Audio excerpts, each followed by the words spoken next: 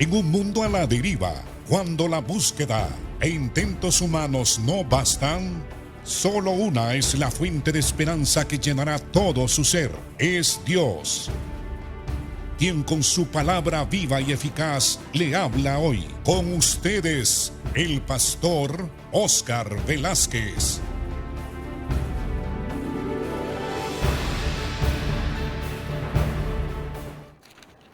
Bienvenidos a su programa Viva y Eficaz, hermano y hermana, y también amigo.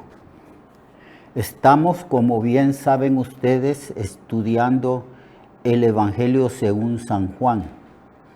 Estamos en el capítulo 12 y comenzaremos a hablar sobre la entrada triunfal que Jesús hizo cuando entró a Jerusalén.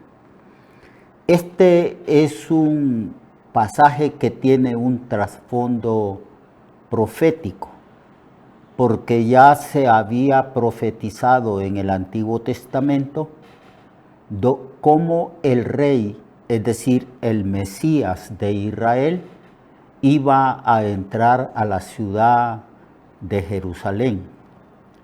Y esta profecía no fue comprendida por el pueblo de Israel, porque el pueblo de Israel tenía un concepto del Mesías como un rey poderoso que había constituido un ejército y que a través de la conquista por las armas, este rey iba a gobernar a un nivel universal con su pueblo Israel.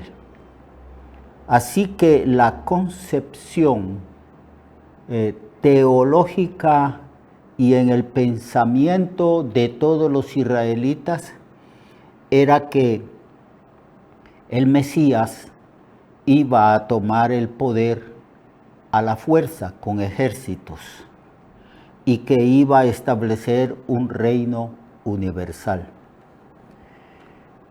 Parte de las profecías que hablaban del Mesías en estos términos era cierto, pero también había otra cara de la moneda en relación a la personalidad y a la misión del Mesías, de Cristo el Señor. La otra parte de la moneda era que habían profecías respecto a que ese Mesías también iba a venir en un estado de humillación, que iba a venir humilde, que iba a ser menospreciado por el pueblo y los dirigentes de Israel, que iba a ser denostado, humillado y que iba también a morir. Las profecías de Isaías 53, el Salmo 22, ellos no lo comprendieron porque no daban lugar en su corazón y en el pensamiento de ellos que el Mesías pudiera ser humillado y pudiera ser destruido, es decir, que le quitaran la vida. Pero nunca comprendieron ellos que ese Mesías, ese rey, era necesario que fuera humillado y fuera muerto, porque antes de que Cristo gobernase con un gobierno universal sobre la faz de la tierra, era necesario que este Mesías también expiara los pecados del pueblo de Israel. Y como está establecido en las Escrituras que la paga del pecado es muerte, necesario era entonces que ese rey también salvara al pueblo de sus pecados, como profetizó, como le dijo el ángel Gabriel a María, cuando le dijo que ella había sido escogida por Dios para que la segunda persona, el Verbo de Dios, se encarnase en su vientre y tomara forma humana. Y entonces el ángel le dijo que este rey iba a salvar al pueblo de sus pecados. Esa parte del ministerio del Mesías nunca la comprendieron los israelitas. Hasta el día de hoy no entienden ni comprenden que el Rey glorioso, majestuoso, poderoso y todo victorioso que se revela en las profecías del Antiguo Testamento, no conciben que ese Rey poderoso pueda morir, pueda ser humillado, escupido, golpeado, desfigurado su rostro y menospreciado. Así que por esa razón, cuando Jesucristo vino al mundo, a Jesús no se le recibió, sino que se le rechazó. Cuando Juan fue metido a la cárcel por Herodes, Juan mandó a sus discípulos a preguntarle al Señor: ¿eres tú el que habías de venir o esperaremos a otro? Porque Juan tampoco vio que Cristo reclutara personas y organizara un ejército para combatir al imperio que estaba gobernando el mundo conocido de aquel entonces, que era el Imperio Romano. Y por eso preguntó. Pero Jesús le mandó a decir a Juan que su identidad como Mesías no solamente se manifestaría con poder, con gloria y venciendo, como aparece en la segunda venida en el libro de Apocalipsis, sino que también habían ciertas señales, ciertas marcas que manifestaban el mesialgo de Jesucristo.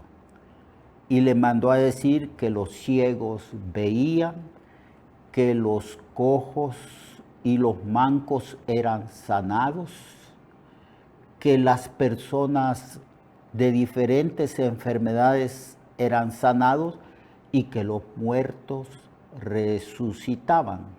Es decir, que todos los milagros, sanidades, prodigios, resurrecciones que Jesucristo hizo era una muestra, una manifestación del poder de Dios, y también eran una señal de que Él era el Mesías. Al final del mensaje que le manda Jesús a Juan es que dijo: bienaventurado el hombre que no haya tropiezo en mí. Entonces, en este contexto, podemos leer este pasaje de la entrada triunfal de Jesucristo. En el verso 12 en adelante del capítulo 12 se lee así: el siguiente día, grandes multitudes que habían venido a la fiesta, al oír que Jesús venía a Jerusalén, tomaron ramas de palmera y salieron a recibirle. Y clamaban: Hosana, bendito el que viene en el nombre del Señor, el Rey de Israel. Y halló Jesús un asnillo y montó sobre él, es decir, un asno hijo de Asna, y se declara en los textos paralelos que nadie había montado en ese pollino, asnillo, entonces en ese borrico. Entonces el Señor se subió a ese animal y entró a Jerusalén para que se cumpliese la profecía del Antiguo Testamento que dice: no temas, hija de Sión, he aquí tu rey viene montado sobre un pollino de asna. Y estas cosas no las entendieron sus discípulos al principio, pero cuando Jesús fue glorificado, es decir, resucitado, entonces se acordaron de que estas cosas estaban escritas acerca de él y de que se las habían hecho, y daba testimonio la gente que estaba con él cuando llamó a Lázaro del sepulcro. Entonces, esa es la razón.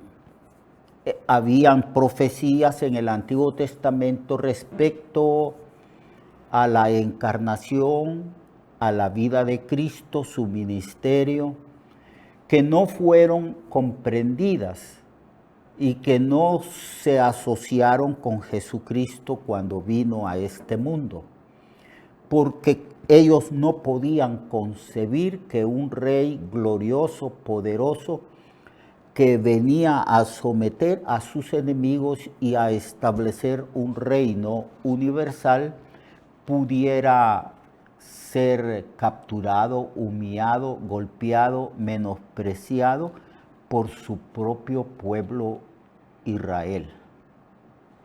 Esto, como dije al principio, es el otro lado de la cara de la moneda, el otro aspecto del ministerio de Jesucristo, porque era necesario que ese Mesías Salvador poderoso que va a gobernar, era necesario que también viniese como el Cordero de Dios que quita el pecado del mundo, como el Cordero que fue inmolado desde antes de la fundación del mundo, como se declara en el libro de Apocalipsis, y Pedro también lo enseña en su epístola.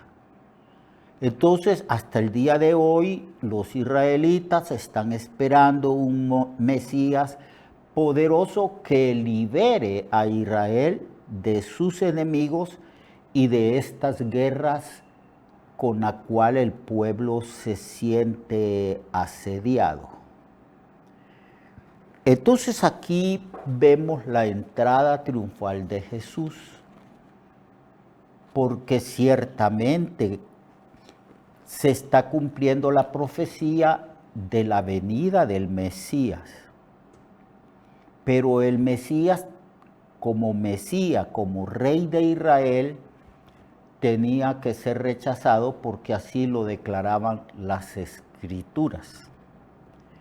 El apóstol Juan, en este mismo libro que estamos estudiando, en su prólogo, él declara que a lo suyo vino y los suyos no le recibieron, mas a los que le recibieron les dio autoridad, potestad, derecho de ser llamados hijos de Dios. Entonces tomaron ramas de palmera y salieron a recibirle y clamaban: Hosana, bendito el que viene en el nombre del Señor, el Rey de Israel.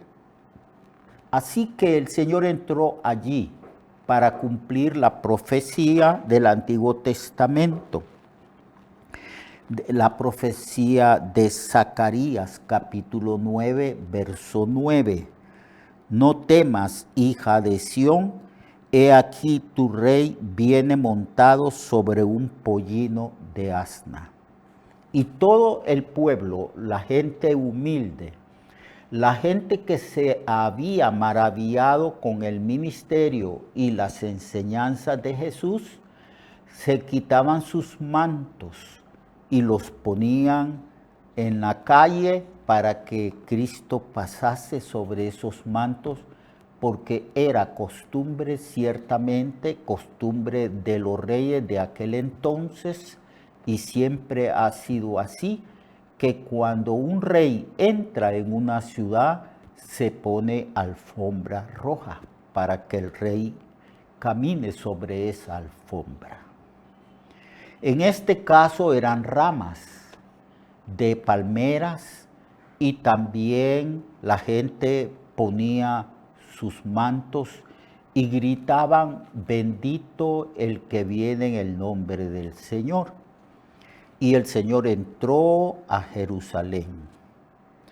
Pero los dirigentes que siempre se opusieron a Jesús y que no creyeron que Él era el Mesías, como también no creyeron en Juan, el precursor que Dios había enviado para que anunciase la venida del Mesías, tampoco creyeron en Juan. No creyeron en Juan y no creyeron en el rey que anunciaba Juan, porque el mensaje de Juan era este: el reino de los cielos se ha acercado, arrepentidos, arrepentidos, viene vuestro rey, el Mesías, haced frutos dignos de arrepentimiento.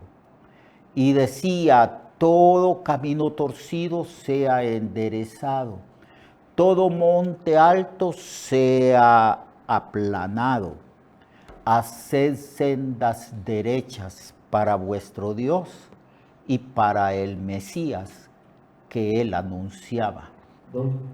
¿Creyeron en Juan? No, lo rechazaron. ¿Creyeron en el rey y que anunciaba Juan? No, también lo rechazaron. Juan fue muerto por Herodes y Jesucristo murió bajo el poder de Roma, pero entregado al poder romano por los fariseos, los escribas, los sacerdotes, por los dirigentes de Israel que formaban el concilio. Todos ellos se entregaron a Jesús, no creyeron y dijeron: no es bueno que vengan los romanos contra nosotros y destruyan nuestra ciudad y el templo. Y prefirieron entonces matar a su rey, a su Mesías.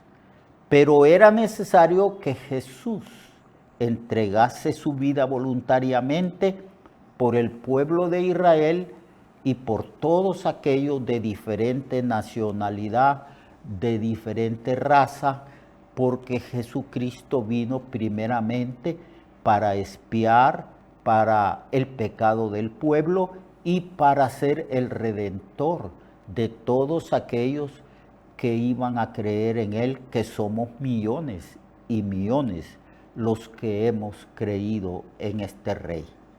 Mañana vamos a continuar hablando de la entrada triunfal de Jesucristo, de cómo Él fue rechazado y cómo Él fue llevado a la cruz.